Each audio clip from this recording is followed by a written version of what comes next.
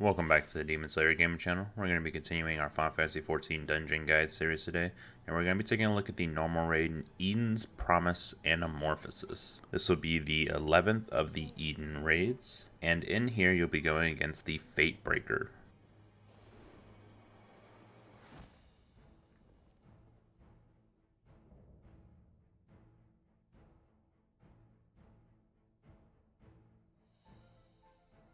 Whatever stands in our way, we will never give up hope. Now in this raid there will be multiple abilities that they will be changed slightly depending on which element he is currently imbued with. Starting off, there is Burnt Strike, which will do an AoE down the center of the platform. Depending on which element he is imbued with though, it'll have a secondary effect. We got Lightning to begin with, meaning that there will be a secondary explosion directly next to the original one. So you'll want to just move a bit further away than you should to avoid this. He'll follow up with Bound of Faith, which again will change depending on which element he is imbued with. For us, he was imbued with Fire, which is going to put a group up AoE on one party member that you'll just want to split the damage.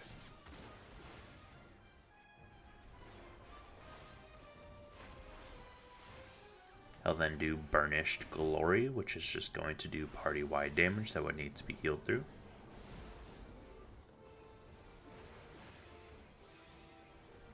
Followed by Powder Mark. This is going to be his Tank Buster ability that you'll just want to use a cooldown to help reduce the damage some. He'll follow up with another Burnt Strike, going to do the AoE down the center of the platform. This time he was imbued with Fire, which is going to cause a knockback from the center of the platform after the initial explosion. So make sure that you're standing right next to AoE so that you can avoid being pushed off of the platform. He'll follow up with another Burnished Glory for party-wide damage. And then a Bound of Faith again, augmented by one of the elements. This time was Lightning, which will put a heavy damage over time on one party member. So that party member will just need to be healed constantly while the damage over time is on them. He'll then do Turn of the Heavens, and he'll either imbue himself with lightning or fire. Depending on which one he is imbued with, you'll want to get around the circles of the opposite element, as the one that he was imbued with will explode in much larger circles. So for us, he was imbued with fire, so we go stand between the lightning circles so that we can avoid the AoE.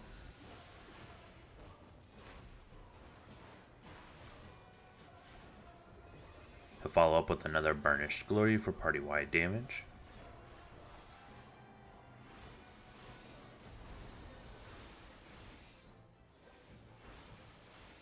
Before casting Shifting Sky, this is a transition into like a second phase.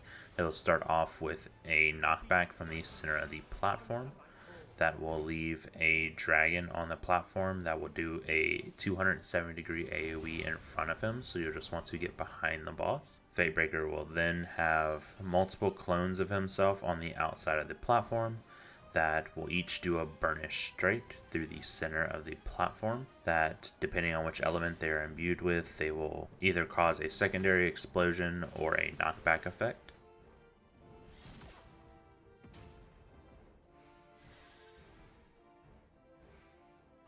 He'll then come back to the platform and cast Burnished Glory for party-wide damage.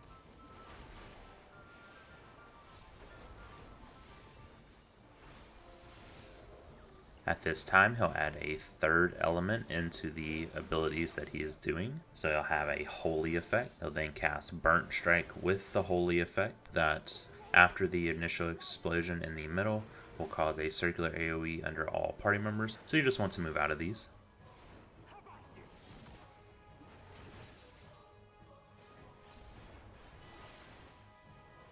He'll then follow up with a Burnished Glory for party-wide damage, and then a Bound of Faith with the Holy Element, which will put a circular AoE on one particular person, so you'll just want to move away from the rest of the group if you have this AoE.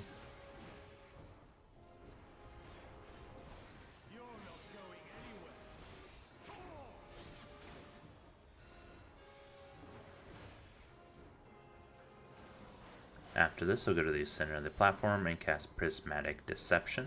This will summon 3 ads on the outside of the platform and turn the entire room into a foggy area. You'll want to run around the platform until you can find the Fatebreaker's images, and then stand to the farther left or right of one of the ads, as each of them will do a line AoE down the center of the platform in front of them, leaving 2 openings right next to them.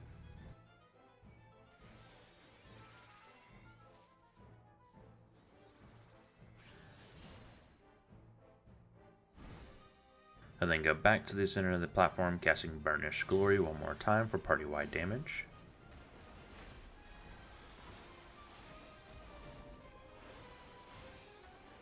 Before doing the Powder Mark Tank Buster, just make sure you're using a cooldown to help reduce this damage some.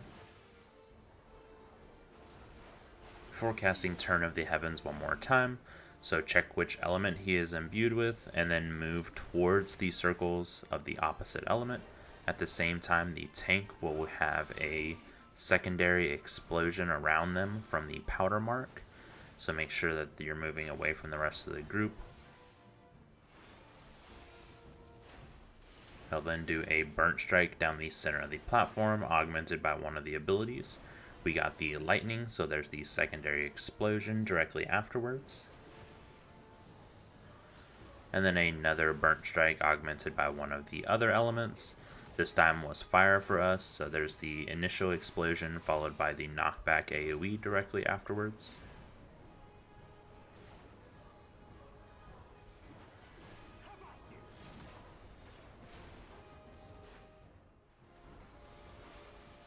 He'll then do Burnish Glory 2 times for party-wide damage.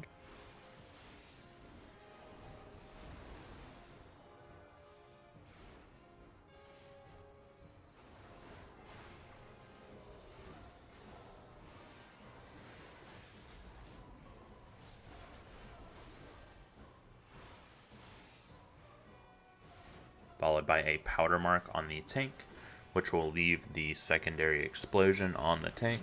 So when he does his Turn of the Heavens again, make sure that you're checking which element you need to be moving towards, and then also avoid standing next to the tank, which will have the circular AoE around him.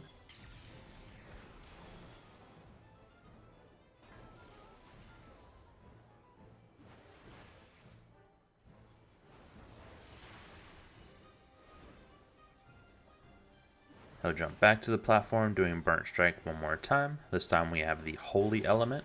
So after the initial explosion, we would move out of the circular AoEs. You'll be finishing up the fight around this time, and this will be it for Eden's Promise Anamorphosis. I hope this helped everybody out. If it did, please make sure to like the video and subscribe to the channel, and I will catch you on the next one. She deserves all the happiness in the world.